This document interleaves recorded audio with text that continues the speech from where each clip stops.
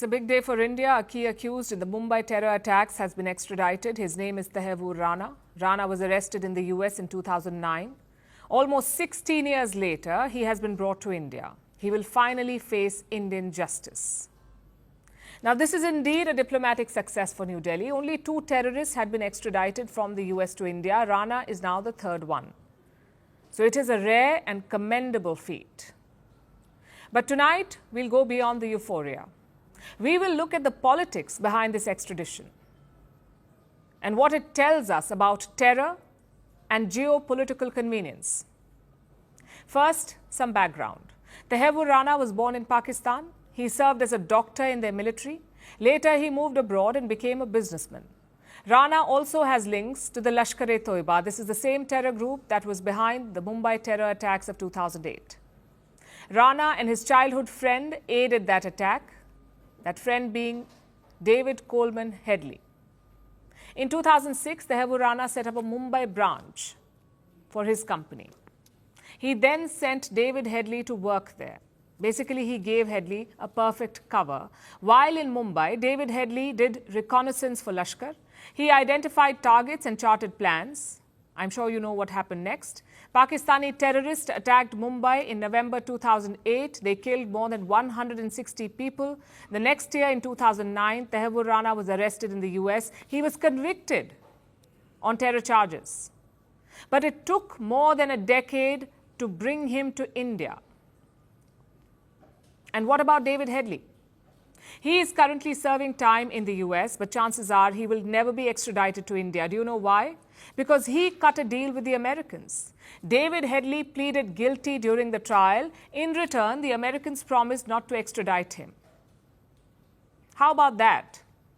This is the same America that claims to never negotiate with terrorists, that eliminates terrorists in foreign countries. Yet at home, they cut a deal.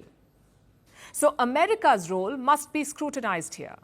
Former Indian officials say that they acted in bad faith, the Americans. They acted in bad faith. Indian officials say that David Headley was a double agent. Basically, he worked for the US and Pakistan. They also say that Washington knew about Headley's operations. They knew that he was aiding the Mumbai attacks. So why did they not stop him? I guess we'll never know. Maybe that's why the US promised to never extradite David Headley. And it tells you a lot about America's policy. Their fight is not against terrorism. Their fight is against what they perceive as terrorism. An attack on Twin Towers, definitely terrorism. Let's invade multiple countries to pursue justice. A deadly raid by Hamas on Israel, certainly terrorism. Let's give weapons and allow Israel to kill 40,000 Palestinians. But an attack in Mumbai aided by a Pakistani agent? Let's cut him a deal and deny extradition. This is similar to what Pakistan does. Islamabad divides terrorists into good and bad. Good terrorists attack India, bad terrorists attack Pakistan. Maybe they learnt it from their godfathers in Washington. Either way, it is time to call out this hypocrisy. Terrorism should not be good or bad, acceptable or unacceptable, political or non-political, strategic or random. Terrorism is terrorism. It is about driving fear into the minds of people. Anyone who does it should be prosecuted. If you're not doing that, you are exposing your interests. And that is what America is doing here. They may have agreed to extradite Tahawwur Rana, but they will keep David Headley locked away.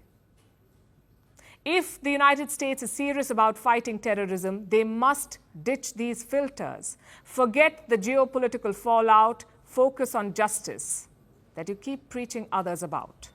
Greeting you with aloha and namaste.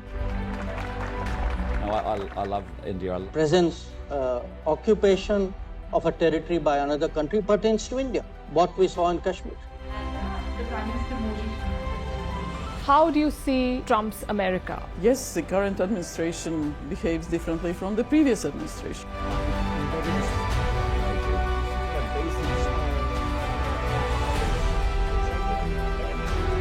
Are you saying that there are foreign powers who are trying to bring down the current government in Syria? Exactly. Bluntly, Iran, maybe Russia too.